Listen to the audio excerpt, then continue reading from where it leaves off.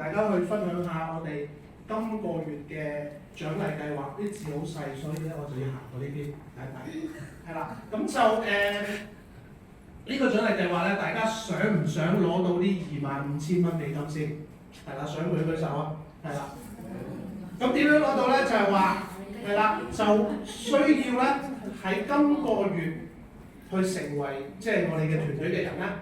咁如果佢喺3個月之內咧，去新進成為一個 TL 嘅話咧，即係 team leader 嘅話咧，佢係可以攞到2,500蚊，如此類推，去到12個月，去到 national director 咧就係攞到1萬蚊美金嘅，係啦。咁呢個咧，我諗大家可以喺唔同嘅群組嘅詳情咧，應該可以睇到呢張 poster。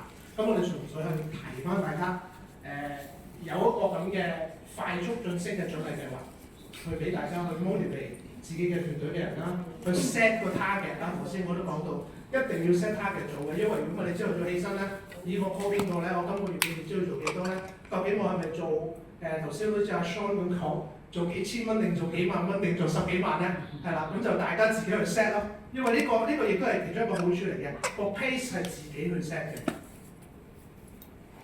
跟住第二個就係嗰個 auto-ship， 即係話好似 subscription 咁啦，每個月定期公司咧好正嘅，去送啲 product 俾自己或者送俾個客人，佢哋自己去買。即係話有啲貨品你可能個個月都要用㗎啦，咁你就可以喺嗰個 shopping cart 度咧，你揀個 product 之後咧，下面有個 tick 嘅，你去 tick 咗佢。咁佢就會問你揀你個 frequency 有幾多，即係話你要幾耐買一次。咁就 set 咗auto-ship之後咧，正啦，因為一 set 咗咧就已經有5% 㗎啦。第二重獎賞咧就會係送嗰個有冇個 pointer 啦，係啦，送呢個送呢支水油平衡1支，係啦。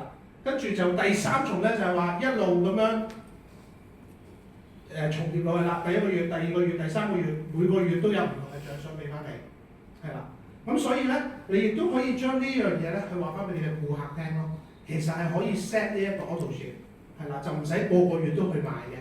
咁有咩好處啊？大家諗唔諗到？如果你嘅 customer 去 set 咗呢個 auto-ship， 有咩好處先？諗唔諗到？係啦，佢唔使諗啦，你嘅錢係自動落你度咯，係咪？咁所以咧，公司係好鼓勵大家咧去做呢一個 auto-ship 呢個 setting 嘅，自己又好。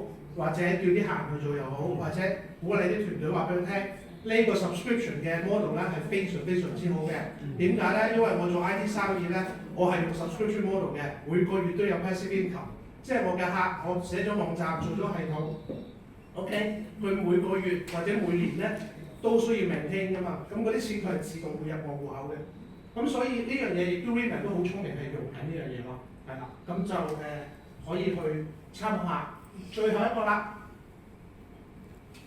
，sense 都係 sense 咯。